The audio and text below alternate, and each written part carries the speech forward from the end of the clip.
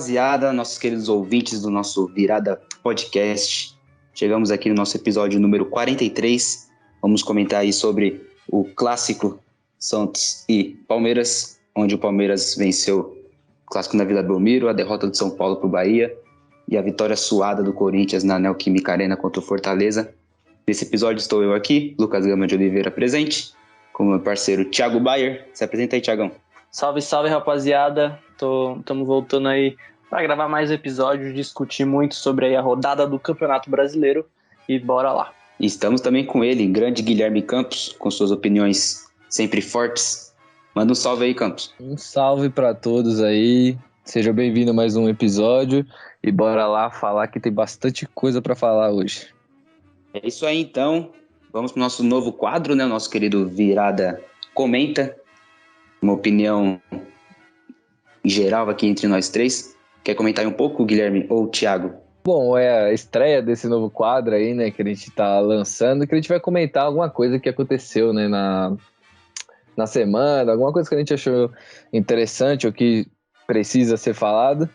E o que a gente vai comentar hoje é sobre o episódio que aconteceu na Vila Belmiro após o jogo, né, pra quem não tá sabendo, eu acho difícil, provavelmente já tá todo mundo sabendo. Um torcedor, uma criança, né, um torcedor de 10 anos do Santos, pediu uma camisa do Jailson na hora que ele estava descendo para o vestiário, e alguns outros malfeitores aí fantasiados de torcedores, que não são torcedores, tentaram, não sei se agredir a palavra certa, mas fizeram pressão no moleque ali porque ele estava pegando a camisa do Palmeiras, dizendo que o garoto não estava respeitando o Santos. E bom, esses caras são os crápulas, né? Quem é o verdadeiro torcedor é esse moleque aí que infelizmente teve que vir pedir desculpa aí. E pra mim é uma cena que corta o coração a hora que vê o moleque abrindo o store, pedindo desculpa. Depois ele posta um story falando que vai devolver a camisa e não precisa de nada disso, Bruno. Você é um moleque muito gente boa, que eu já conversei com você na época que eu tinha a página do Santos. Já tentei te ajudar para você conseguir uma chuteira, que você queria ser jogador de futebol e graças a Deus você conseguiu entrar na base do Santos. Hoje ele é um atleta da base do Santos, para quem não sabe. E ele é um moleque muito sangue bom. E quem é otário são esses caras, né? Esses caras que estão travestidos de torcedores aí no meio da torcida. Eu lembro de outro episódio também, coincidentemente em Santos e Palmeiras, acho que foi no Allianz Parque, no qual o Gabigol ainda estava no Santos e o Gabigol no acesso ao campo, né, no túnel. As crianças do Palmeiras chamando o nome dele, Gabigol, Gabigol, querendo cumprimentar ele, querendo tirar uma foto, querendo a famosa tietagem, né, com o ídolo. E o Gabigol foi coberto de crianças ali. E o que é triste, né? Pô, é triste o pessoal ir contra isso. Uma criança que ama o futebol, não tem nada a ver uma coisa com a outra. Ganhou uma camisa de um jogador, pois aí vai ficar na mente da criança para sempre. Infelizmente tem pessoas ruins desse jeito, mas graças a Deus tá dando tudo certo pro Bruninho. Neymar, Gabigol também mandou mensagem, vai dar camiseta para ele. E agora, quem sabe o pessoal aprende a amar mais o esporte do que o fanatismo cruel que alguns têm. Bom, eu acho que eu concordo com tudo que vocês disseram, enfim. Foi uma coisa absurda, uma coisa que acabou com o meu dia hoje. Eu vi o vídeo do Bruninho várias vezes, muita vontade de chorar com o que ele estava falando. Realmente foi uma situação muito triste o que ele passou, mas eu discordo um pouco com o que o Campos disse, mas não por nada assim demais, é mais uma opinião minha mesmo, uma coisa que eu peguei até do Mauro César, que eu vi ele falando uma vez, que esses caras são torcedores sim, a gente não pode tirar os torcedores como uma coisa à parte da sociedade. Os torcedores podem ser sim marginais, podem ser sim pessoas ruins, e esses caras eram pessoas ruins e torcedores também. Então eu acho que eles precisam ser responsabilizados pelo que eles fizeram, e espero que isso não venha a se repetir de novo, porque realmente foi uma das cenas mais tristes que eu já vi na história do futebol. O que fizeram com esse garoto, hostilizaram ele no estádio, foi uma coisa vergonhosa mesmo. Pois é, esperamos que a sociedade aprenda a amar mais o esporte, né? Do que criticar, do que hostilizar as crianças, as pessoas que colocam o esporte em primeiro lugar do que os clubes, o que eu acho muito bacana. Mas vamos para os assuntos bons, então. Bons e ruins, né? Mas antes disso, toca a vinheta.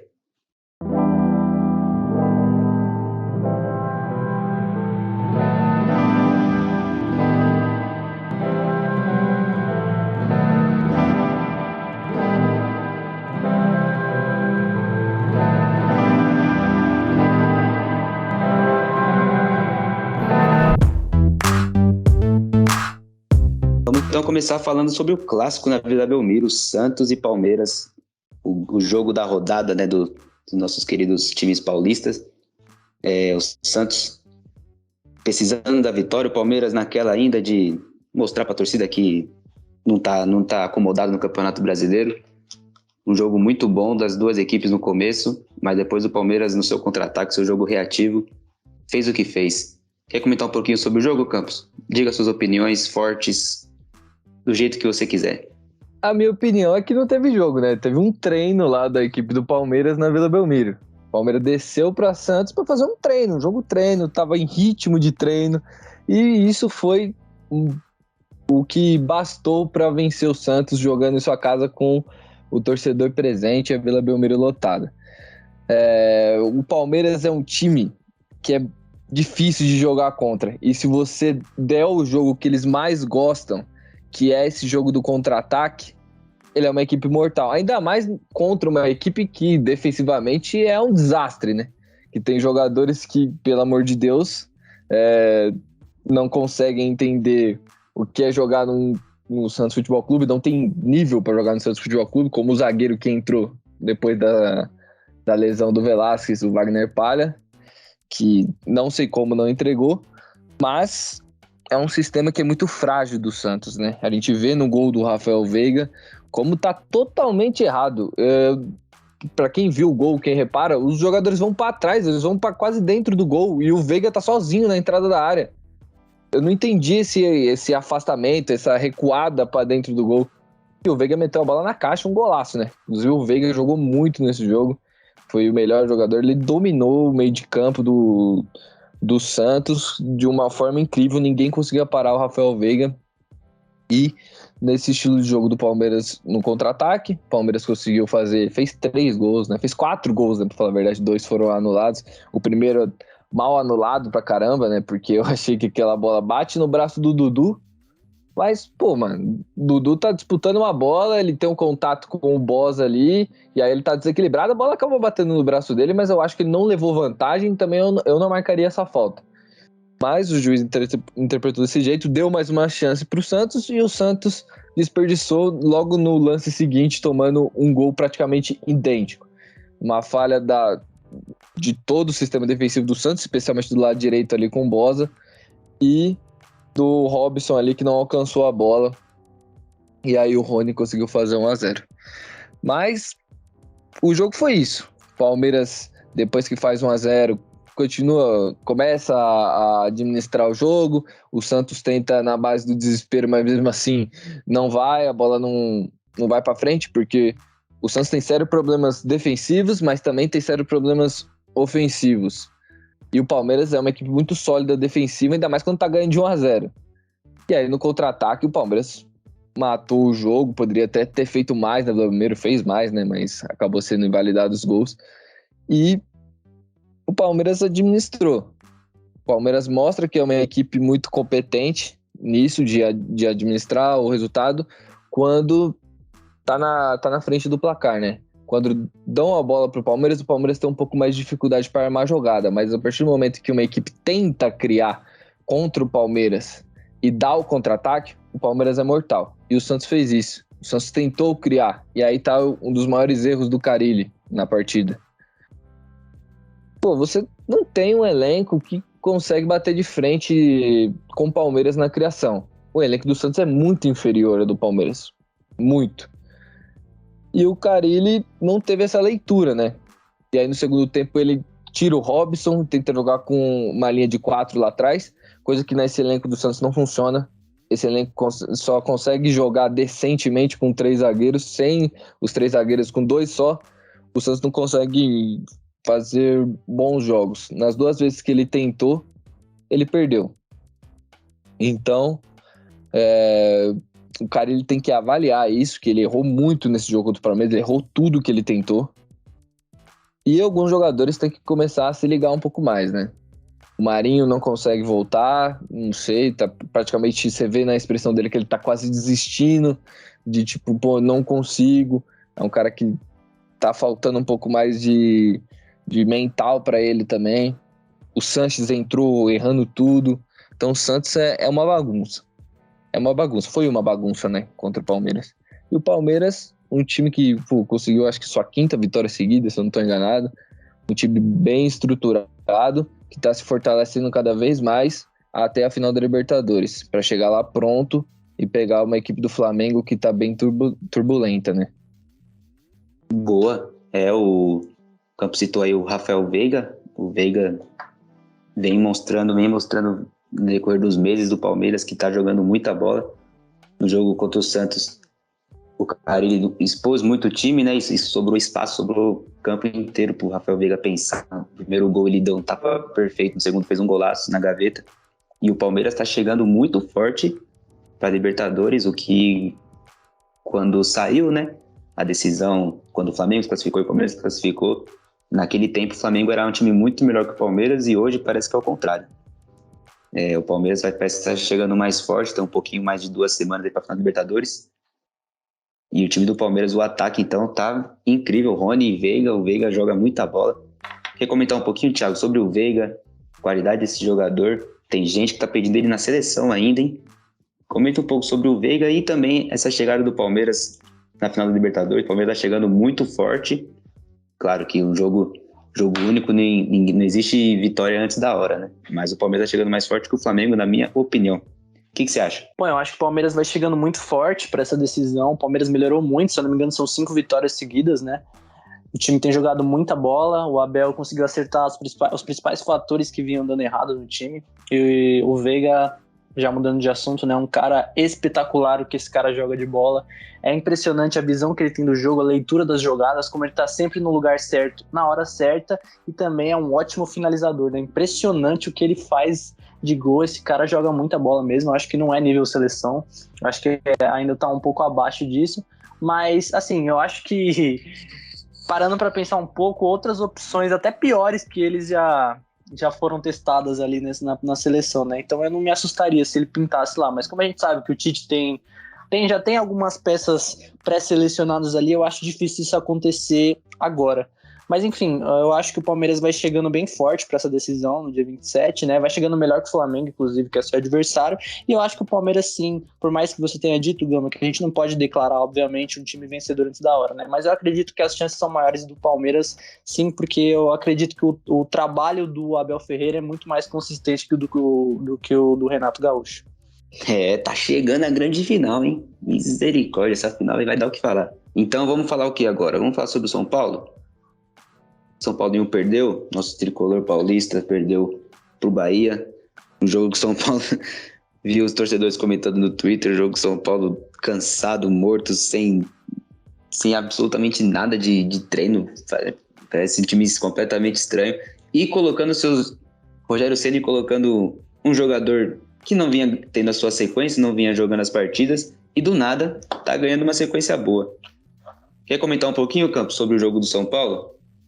E também sobre esse jogador que tá ganhando espaço no coração de Rogério Ceni. Bom, esse jogador que o Gama fez o suspense aí, o Gama fez um cosplay de João Kleber para manter a audiência, né? É o Shailon, né?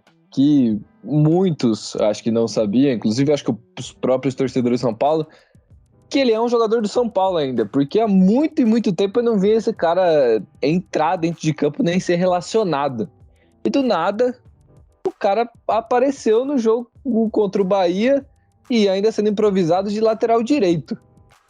Pô, não tem condições, né, Rogério Ceni? Você botar um cara desse pra jogar com a camisa do São Paulo improvisada ainda, não tem como. Fora isso, o São Paulo fez uma partida péssima, né? É aquilo que a gente às vezes prega do São Paulo. Parece que bate um dia na cabeça dos jogadores e eles falam, não tô afim de jogar esse jogo aqui. E eles não jogam. É impressionante como eles entram dormindo, como o Gão falou, a torcida criticando muito porque eles entraram sonolentos no jogo. E foi isso. Todo mundo entrou dormindo. Parece que às vezes eles não têm vontade de ganhar. Esse elenco do São Paulo me causa muito dor de cabeça em pensar que são jogadores que às vezes não têm vontade. Que às vezes são jogadores que não sentem o que é vestir a camisa do São Paulo.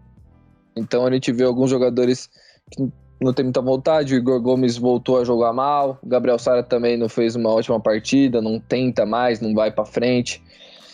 E você tem jogadores como o Reinaldo, que quando tá jogando em casa, com o apoio da torcida, ele vai muito bem. Fora de casa ele já não vai tão bem.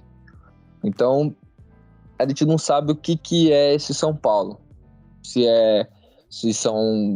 precisa de uma reformulação nesse elenco, porque esses jogadores, além da qualidade que alguns têm que são duvidosos, mas tem jogadores bons, mas a gente vê também no aspecto da vontade. Às vezes falta isso. Às vezes parece que eles são, como o Barolo sempre fala, mimados. E aí, não sei, parece que o Rogério Ceni é um cara que gosta de... que tá tentando mudar esse jeito dele, que ele foi pragmatizado nos outros times aí, de ser um cara não muito de elenco. Só que agora ele tá no São Paulo e no São Paulo ele praticamente manda, né? Porque ele é o maior ídolo da história do São Paulo. E aí parece que ele tá colocando alguns jogadores que ele gosta. E não que tem qualidade pra jogar no São Paulo. O Shailon não tem condição de jogar no São Paulo, Rogério Ceni. Não pode colocar esse cara em campo. Não tem como. Concordo também com o Guilherme. Não tem noção, não tem sentido nenhum, na verdade, o Shailon jogar do nada, assim. Ainda mais a gente sabe que jogar contra o Bahia lá em Salvador é muito complicado. Um jogo difícil desse ainda. E o São Paulo morto do jeito que entrou. Thiago, o que você achou do jogo? O que você achou da atuação do São Paulo? Claro, atuação ruim individualmente, principalmente dos jogadores, né? Os jogadores individualmente jogaram nada. Mas também coletivamente, também sem padrão nenhum. O que você achou do jogo? O que você viu e te mais preocupou? Bom, a segunda derrota aí do Rogério Ceni, né? Já tá se repetindo mais uma vez uma atuação ruim do São Paulo, um time que não conseguiu criar absolutamente nada no jogo e ainda por cima não conseguiu criar e ainda ofereceu muitas chances de perigo ali pro Bahia. O Thiago Volpe teve que trabalhar muito e acabou talvez aí falhando no gol que o São Paulo levou, né? Mas, assim, um jogo que faltou muito sangue realmente pro time de São Paulo. Eles estavam nitidamente cansados. O Igor Gomes, que vinha bem nos últimos jogos, foi decepcionante nesse novamente, né? Voltou a ser o Igor Gomes que a gente conhece. O Gabriel Sara, a mesma coisa. Eu acho que esse jogo é mais do mesmo, sabe? Eu vi muito o time do Crespo ali em campo. Um time que não conseguia agredir o adversário, que não conseguia se defender, que era uma verdadeira maçaroca em campo, não tinha organização nenhuma. E aí, naturalmente, né? O Bahia, que vem numa sequência muito boa, o Guto Ferreira fazendo um ótimo trabalho, conseguiu sair com a vitória aí da sua casa. Boa, vamos falar agora do grande Corinthians. Corinthians Paulista recebeu o Fortaleza, uma equipe muito boa e mais uma vez jogando em casa, com a sua torcida presente, não perdeu, ganhou mais uma, 100% jogando em casa com a sua torcida ali do lado. Uma partida muito difícil, o pessoal cobrou muito o Corinthians, mas o Corinthians não enfrentou um time ruim. Contra o Chapecoense deveria sim cobrar, porque a Chapecoense é lanterna, já tá rebaixado. Agora, contra o Fortaleza, um jogo muito complicado, o Corinthians ganhou no finalzinho, do jeito Corinthians de ser. Thiago, o que você achou do jogo? Um jogo bem Corinthians mesmo. Acho que não dá pra criticar o Silvinho desse jogo. Se tiver crítica, se tiver elogios, manda bala. Bom, na verdade, eu acho que minha única crítica pro Silvinho, porque não pode faltar, né, a gente tem que criticar, infelizmente, é pela escalação do Renato Augusto como 9, né, porque o Renato Augusto não está jogando de falso 9, ele está jogando de 9, de costas para a defesa, tomando peitada ali dos zagueiros, e na minha opinião isso é um absurdo completo, porque se tem um jogador que pode fazer a diferença no time do Corinthians é o Renato Augusto, e você não pode desperdiçá-lo colocando numa posição que não é a sua. Mas aí a gente se pergunta, né, quem que o Silvinho vai colocar ali? O Jô? Pô, eu acho melhor deixar o Jô ali, por mais que o Jô ainda não esteja na sua melhor forma, né? Não sei nem se ele vai voltar à sua melhor forma algum dia, acredito muito que não, apesar dele ter conseguido fazer bons jogos aí desses últimos dois, né? Conseguiu entrar bem. Mas é melhor você deixar o Jô lá e perder a posição de ataque com o Jô do que desperdiçar o Renato Augusto por ali. Fora isso, eu acho que o time do Corinthians se posicionou bem nesse jogo. Conseguiu competir contra o Fortaleza, que é um time duríssimo, por mais que tivesse com desfalques ali no seu time titular, ainda assim é uma equipe muito dura de se enfrentar, com um técnico muito bom. Eu acho que o Corinthians conseguiu equivaler essa competitividade aí e saiu com a vitória merecida. Mais uma vez o Corinthians ganhando aí no finalzinho, dessa vez com o gol do Cantillo, que essa semana comemorou o nascimento do seu filho, né, a convocação para a seleção colombiana, e entrou fazendo gol. É um cara muito muito bom. Espero que ele tenha mais oportunidades no time do Corinthians, porque é um cara que também pode mudar jogos ali com suas invertidas de bola. É um cara muito inteligente dentro de campo. Outro ponto positivo que eu vi nesse jogo foi a presença do Roger Guedes ali na ala esquerda, mas se posicionando mais como um segundo atacante. A gente via muitas vezes ele indo pro lado direito, vindo pelo meio. Eu acho que é a posição que ele rende melhor, assim, jogando como segundo atacante, um pouco mais atrás. Eu acho que ele ganha uma liberdade de aparecer em ambos os lados do campo, e sempre que ele aparece na área é muito perigoso, né? Então, assim, eu acho que o Corinthians, por mais que tenha sido um jogo difícil, eu acho que ele mostrou alguma evolução, sim, e eu acredito que esse seja o caminho aí pro Corinthians conseguir uma vaga na Libertadores direta no ano que vem. Sim, concordo com tudo que você disse. E eu vou acrescentar um pouco mais. Eu sou muito crítico do Silvinho. Agora não tem como... Tem como criticar, mas tem mais elogios, porque colocou o Duqueiroz. Duqueiroz tá dando conta do recado. Por mais que o Renato Augusto lá na frente é um erro dele, sim. Mas o time tá ganhando, né? Tá ganhando em casa, então é difícil criticar. Mas muito se deve à torcida, ou talvez os jogadores, ou o esquema tático. Eu, particularmente, acho que a torcida do Corinthians está fazendo muita diferença nessa volta. É o maior reforço dessas contratações todas que teve nesse tempo da pandemia. A contratação da torcida do Corinthians foi a mais forte. E o óbvio tem que ser dito, né? A torcida do Corinthians faz diferença e salva o time em momentos que, sem a torcida, era muito complicado conseguir a vitória. O que você acha, Campos? As vitórias do Corinthians em casa é mais culpa da torcida, mais a força da torcida, mais a força dos jogadores individualmente, mais o dedo do técnico? Comenta com a gente aí. Pra mim, é só uma mistura de duas coisas. A torcida, pra mim, é fundamental. Tanto que se você pegar o retrospecto do Corinthians nesse período de pandemias que ficou sem a torcida, ele é muito abaixo do que era o habitual de antes. Então a volta da torcida é fundamental. E a qualidade dos jogadores, que são bons. O Corinthians tem um bom time, tem um ótimo time, falando a verdade. Porque o técnico, muitas vezes, ele acaba meio que puxando para baixo o desempenho da equipe do Corinthians. Eu vejo muito mais esses resultados que estão saindo no final do jogo, né? De 1-0 contra a Chapecoense e agora com o Fortaleza, apesar do Fortaleza ser um baita de um time, muito bem treinado, por sinal, eu vejo muito mais da parte dos jogadores do que da parte do Silvinho. Para mim, o Silvinho, às vezes, ele atrasa um pouco a evolução do Corinthians. É claro que ele tem alguns acertos, mas, pô, os erros dele são muito maiores. A gente vê que ele é fraco, muito fraco tecnicamente. Quando o assunto é tática, ele acaba sempre, na maioria das vezes, não vamos falar sempre, né? Mas na maioria das vezes, deixando muito a desejar. Essa última invenção agora do Renato Augusto é brincadeira, pô. Você tem um dos melhores meias do Brasil, que, tipo, é genial, é um cara que pensa muito diferente, que, pô, domina esse meio campo do Corinthians, domina, ele dá aula. Você bota ele de falso 9, de centroavante, sei lá o que ele é. Não dá, né? Não tem condição. Sendo que você tem um Roger Guedes que pode fazer a função, apesar de ele estar jogando mais aberto pela esquerda, né? Mas ele pode fazer essa função. E tem o Jô, que apesar de, que nem o Thiago falou, apesar de não estar na melhor forma física, é um cara que, você sabendo utilizar o Jô, ele é importante, como ele foi no jogo contra a Chapecoense e agora no jogo contra o Fortaleza. E teve outros jogos que a gente viu algumas atuações dele fazendo pivô. Ele pode ser muito importante nisso. Pô, o Jô, ele não consegue mais correr, não consegue mais ter a velocidade, né, que ele tinha antes, mas ele é um cara forte, ele é um centroavante de natureza. Então, você usar ali o pivô, às vezes é uma jogada importante. O gol do Corinthians saiu assim contra o Fortaleza. Eu acho que o Jô tem que entrar nesse time, apesar da forma física dele não ser a melhor. Então, para mim, o Silvinho tá errando em algumas coisas.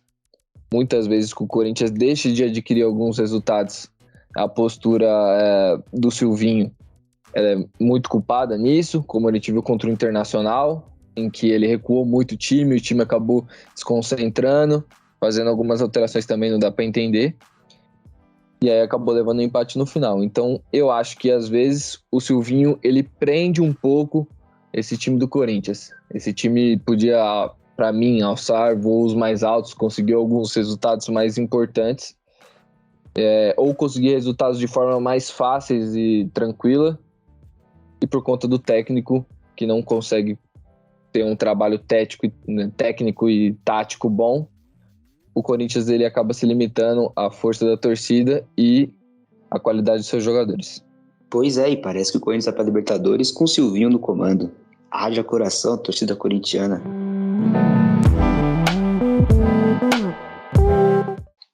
Mas por hoje é só, pessoal. Mais um episódio feito com conteúdo para vocês, com muito carinho. Espero que vocês tenham gostado. Acompanhe a gente aí nas redes sociais. Quem que vai mandar as considerações finais primeiro? Manda aí, Thiago. Suas considerações finais, um alô pra galera. Valeu por mais uma, hein? Gente, um abraço aí. Espero que tenham gostado desse episódio. A gente faz com todo carinho aí, sempre tentando analisar o máximo possível. E é isso. Ficamos até o próximo. Um abraço. Valeu. Manda aí, Guilherme, suas considerações finais. Seu tchauzinho pra galera. Valeu por mais uma também. Tamo junto. Bom, é isso, galera. Espero que vocês tenham gostado aí de mais um episódio aí que nós trouxemos aqui pra você. E, não esquece de seguir a gente lá no Instagram, no Twitter também. E tamo junto e falou. Por hoje é só, galerinha. Tamo junto. Espero que vocês tenham gostado aí. Não deixa de acompanhar a gente, dá um like no YouTube, ouve a gente no Spotify, siga a gente no Instagram, no Twitter. Dá uma forcinha pra gente aí. Espero que vocês tenham gostado de novo, novamente. Tamo junto. Até a próxima.